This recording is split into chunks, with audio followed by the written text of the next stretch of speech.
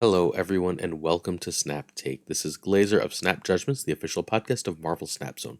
We've got a jam-packed video for you here today. We exclusively have a deck that hit number one on the Infinite Leaderboard. It's been really rare that new things hit number one, and we've got that deck for you, the only place you'll find it. We also have a 70% win rate move deck, weekend mission decks, and so very much more. Before we get started, we've only got a couple days left for you to sign up to the Snap Judgments League Season 2. I need your help, dear viewer. If you haven't signed up and you're at all interested, please sign up. We're at 200 entrants, and we had 236 or something along those lines last time. I'd really like this to continue to grow. Please help us join, get to 250. It is $1 to enter with over $700 in prizes. This is your chance to play great creators like Lambie, Tucker, Super Tech God, myself, and more. One game a week so we can fit it into almost any busy schedule. I hope you're willing to check it out. We are also giving away 5 season passes right here on these YouTube videos. We're giving away 5 more on Twitter, and then we're going to give away some more later. If you're interested in winning the Blink season pass, what you do is you like and subscribe this video, and then you leave a comment answering which of these decks from today's video would you consider the deck of the day. There's 3 decks here. Which do you think is the most fun or interesting deck? And I guess you can choose one from weekend missions too if you really wanted to. Leave that comment with a quick explanation why, just one sentence, and you'll be entered to win the season pass from today's video. It's a different comment to every video, from Thursday's video to this coming Monday's video. Every single one will have a season pass. The Twitter giveaway should be live also right now. If you want to check it out, at SnapJudgeCast on Twitter, all you have to do is retweet and leave a comment, and then you will be entered to win that as well. More giveaways to come soon. All right, our first deck is Dubos and Ruben's War Picks. This deck is a blast. I don't know how else to put it. It is an extraordinarily fun deck to play, and it is really, really powerful. So, I know it's reasonably expensive, but this is one of the best homes for Pixie I've ever seen, if not the best home for Pixie. The Annihilus package is probably the single best package you can run in the game, and it does a lot of powerful things around those cards. Now, you can find Dubos, who is just absolutely crushing it lately. We had another amazing Dubos deck that with top 6 in the tournament and won some Infinity Borders in yesterday's video. And this is made by Ruben M. Richards. Dubos gave it to me, but Ruben is an excellent player. Twitter.com/Ruben M. Richards if you want to check him out as well. So Nico and Nebula could be Iceman, Spider-Ham, Nightcrawler. Those are good cards, but they are good cards that are important. You're just running the best 1-drops you can, because the purpose of the 1-drops is for them to sort of be like powerful and disruptive, but also be able to have their power switched if they're still in your deck with Pixie. Pixie and Mobius are required. You really, really, really don't want to draw 1s as 6s. It tends to lose you the game. You can survive with Pixie without Mobius if you must, and run like a Cosmo Luke Cage type thing, but you really would prefer to have Pixie for this list. If you don't have White Widow, you might want Jeff. Jeff, in fact, might just be better than the Widow. It's really hard to know for sure. Medusa is your change if you don't have either of those Series 5 cards. War Machine and Hope are required. The whole War Machine thing is the only reason Infinite works in this deck. War Machine Hope is like the combo for this list. And if you don't have Annihilus, you can try Lady Deathstrike. It's worse, especially here, but it is a playable change. All right, so this is, again, an absolutely great build. Turn 1, I tend to burn Nebula over Hood as long as you have a 2-drop. If you don't have a 2-drop, you can play Hood first, and then you can go Demon and Nebula on turn 2. Turn 2, you want Pixie, and then the rest of this turn-by-turn guide is usually gone, unless Pixie is very straightforward. And then if you don't have Pixie, you're happy to Widow, and then of course you have the Nebula Demon play. Turn 3, if you play Pixie, you generally want to play Mobius. If you're seeing Loki, you want to play Mobius. If you're seeing an obvious reason, Mobius is the answer. If not, you're going to play Hope Summers. Turn 4, if you've got Infinite in hand, you're going to drop that War Machine on Hope. If not, you're going to try and drop Sentry. Either way, though, you would like to be playing on Hope Summers, because that lets you get out a Red Hulk or Infinite on turn 5, which is just really powerful. At that point, turn 5 is whatever that 6-drop is, or Annihilus. There's also occasional times where you will drop a 4 and a 2. You'll drop like White Widow and Sentry on turn 5 on a Hope Summers, preferably, but in general, that is also a fine play. And then turn 6 is a 6 or Annihilus, and that's how you win.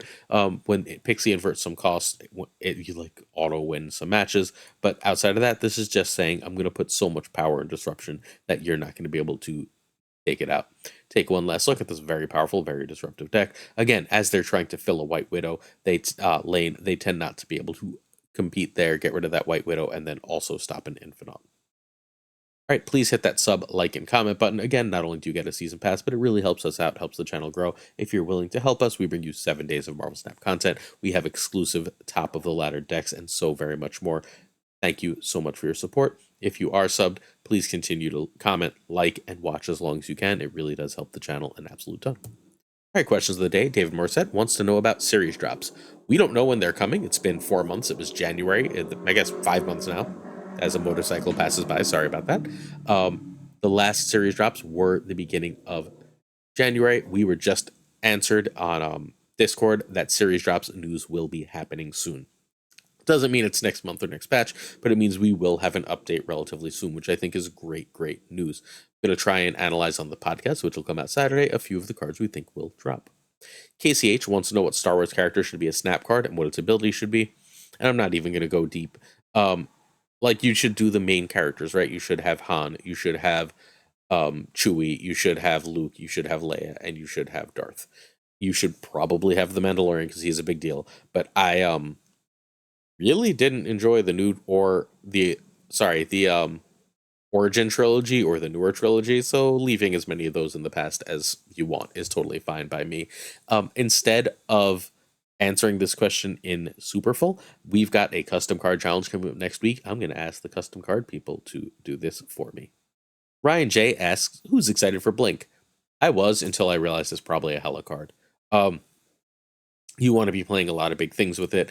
If you see, like, if you drop like a Jubilee, right, and you haven't seen Hela, and then you drop Jubilee on 4, you haven't seen Hela, then you go Blink, you're fairly likely to see that Hela. I'm very worried about that combo. Outside of that, I think it's a really cool card, but the Hela meta wasn't fun for me, and I'm not sure if this is going to lead us back to it. Ooh, now we have a fire truck. Interesting.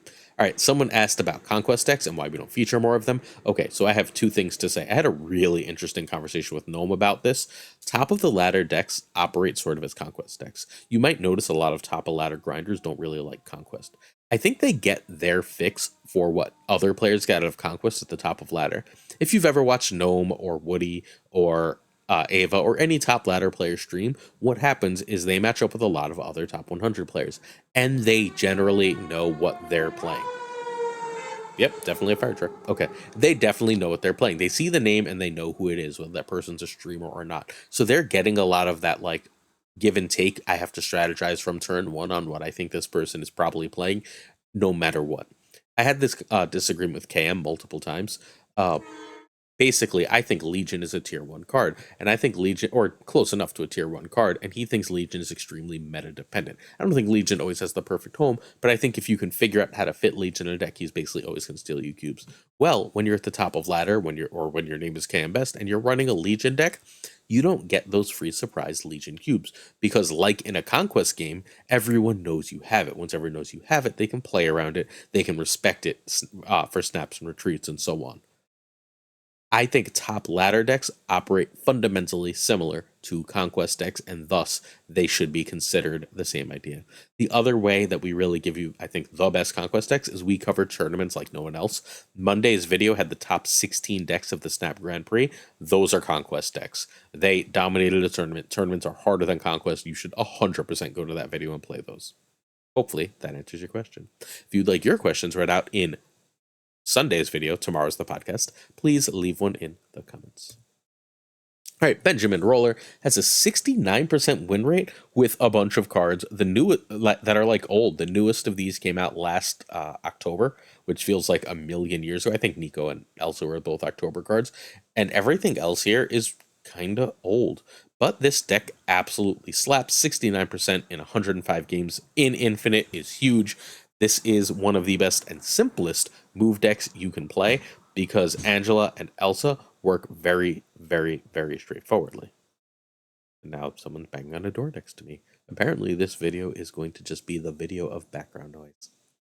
All right, so you can find Ben Roller at twitter.com/Benjamin_Roller. Excellent player and a move expert. Builds move decks that even I can pilot, and I'm not good at move anymore. So this is definitely one of the decks I would start with if I'm not a super great move player.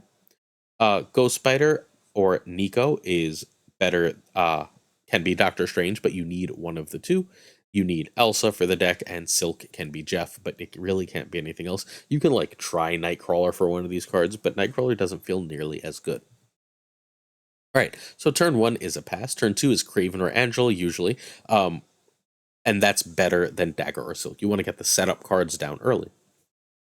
Turn 3, Elsa is usually my priority, unless I must Vulture, but I'd much rather, instead of Vulturing, drop Vulture and then drag it immediately with that, or drop Vulture and immediately be able to drag it with like a Ghost Spider or Cloak next turn. So turn 3 is a 3 and a 1, or 2 twos, as makes sense. Turn 5 is a 3 and a 2, 2 1s. You're really just moving stuff around. Fundamentally, what I like to do is try and build up a little bit of power on Dagger and Vulture here. But what I'm ultimately trying to do is I'm trying to sort of stack a Craven lane if I might Heimdall. I want like 4 cards and Craven in the middle so that like all 4 cards can move with Craven. And even if those aren't the biggest cards, that Craven's going to get so big it's going to win me the game usually. And then like I can win the other lane because I've got a Vulture in the far right or something along those lines. And that's basically how I try to win with this. So just so you're clear, it's really, really hard to explain turn 4 and 5 because like sometimes you drop Dagger and Cloak. Sometimes you drop Dagger and Vulture because you know you're going to Heimdall. Sometimes you drop Silk to fill a lane that you know the opponent's going to play in because Silk's going to become a 2/7 and move. And then you also play Dagger to get set up for the next turn. Or you also play Craven because you know when they move that Silk, it's going to be a Craven. You just have to think about what they're playing, where they're playing, and how you can add the most power. And then turn 6 is Magneto or Heimdall. If they have clearly stacked a lane such that you cannot get over it, please, please, please play Magneto instead of Heimdall. It is much, much, much more likely to win you the game. But the little Angela and Elsa package in this is really, really great and makes this so much more powerful of a deck. I want Kitty Pryde in here, but 69% win rate in 105 games means I'm not messing with it. All right, let's talk Valentina. So, I don't know why it says the other cards this season. Whatever. Valentina is a series 5 card, 6,000 tokens, 2/3 on reveal. Add a random 6-cost card to your hand, give it -2 cost, -3 power. This card has been largely seen in Loki decks. We're just beginning to experiment with it elsewhere. Should you buy Valentina on this Happy Friday? My immediate answer is no. It might be in the best deck in the game, but it is unclear. It is data-wise unclear if this is better than Cable. And Cable's, I believe, a Series 2 card. So if we're not sure if this Series 5 card for 6,000 tokens is better than a Series 2 card for your deck, then I'm not sure it's worth going out of your way to get. Is it a different Loki deck that's often very fun? Absolutely. If you check the last 2 days' videos, Safety, Dubos, and Shuri Enjoyer have absolutely top-notch variations on Valentina Loki, but several top Loki players are still at the top of the Infinite leaderboard, including Tanjo, without running Valentina. They're on Cable, and they think Cable is just as good or better. So, again, if you must try her and you love Loki and you want different Loki, grab her. But short of that, I think she's a fairly easy skip as of right now. I will revisit that again on Monday when we have information. For weekend missions, will give us non-Loki deck data that will be able to give us some more information for Valentina. All right, our weekend mission decks. We've got 2 more Zemo decks. He's finally in weekend missions. We have 3 Valentina decks, including a full guide for one at the end of the video.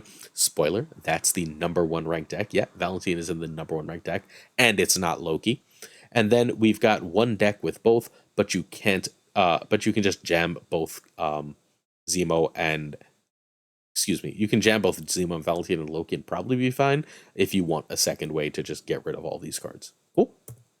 All right, our first is Loki's My Lead deck. This, with Valentina in Quake spot, I didn't want to show you this deck twice, would be where I would put Valentina. My Lee specifically thinks Quake is better on the list right now. Quake steals cubes, especially when opponents don't expect it. So I'm going to respect My Lee, because My Lee is a top 20 player who is second in the Snap Grand Prix with this exact list. This list is wildly good and wildly effective, and it runs Zemo very effectively. The Zemo Cable Gladiator plan is basically your alternate win condition for when you don't have Loki. And Loki decks are always looking for ways to succeed without Loki. This deck absolutely has that. Our next is Baron Zemo's Idiots. Someone sent me this list, and I cannot for the life of me remember who. If you know who made this list, please let me know in the comments. I would really appreciate it. I'll give you extra entries into the season pass thing. I cannot remember who made this, but someone sent me this list, and I was like, that's really cool. I'm going to feature it, and then I lost it. So whoever you are, I am so sorry and will make it up to you. Tell me who it is in the comments, and I will, again, feature this going forward. This is a Big Dumb Idiots deck, right? This deck just wants to slam big dudes. It's got some early disruption, and then it sort of just slams some big dudes, and it's got like this Zemo Gladiator thing. It says, if I can just sort of steal your Shang or get rid of like one of your powerful things, you can't deal with me going color Crossbones into Ronin, into Scar and other stuff, or into Red Hulk. If you can go Scar and Zemo at the end of the game, you're in heaven, but you can also just slam a super huge Red Hulk and win that way. This deck is an absolute crap ton of power. I think you'll really enjoy it if you liked the previous Gunny T Big Dumb Idiots decks. And I'm waiting for Gunny to see this and be like, why didn't you DM this to me? Because you got to watch my videos, friend.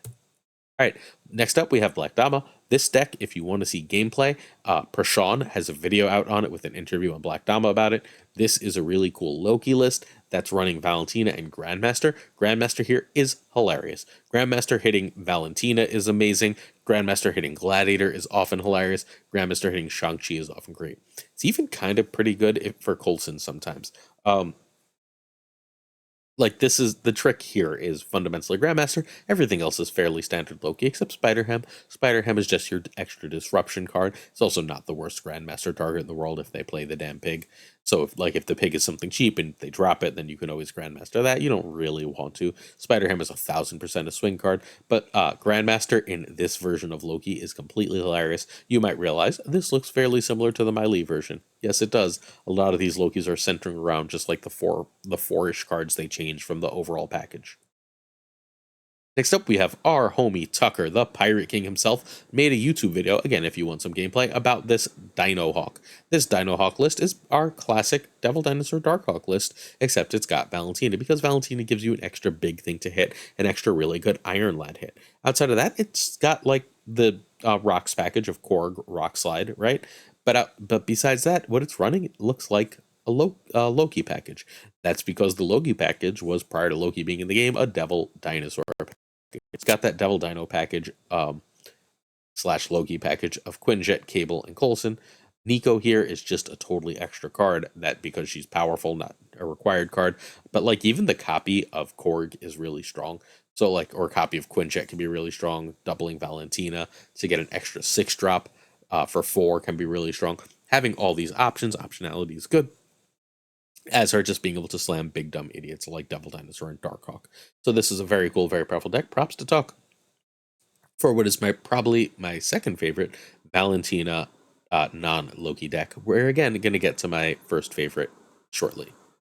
Next up, we have the Den shell. Den says this is his favorite shell this season. It's like a mini bounce shell that runs Zemo and Valentina, right? Valentina here is just because, like, if you don't hit the right target, you can always bounce her into it again.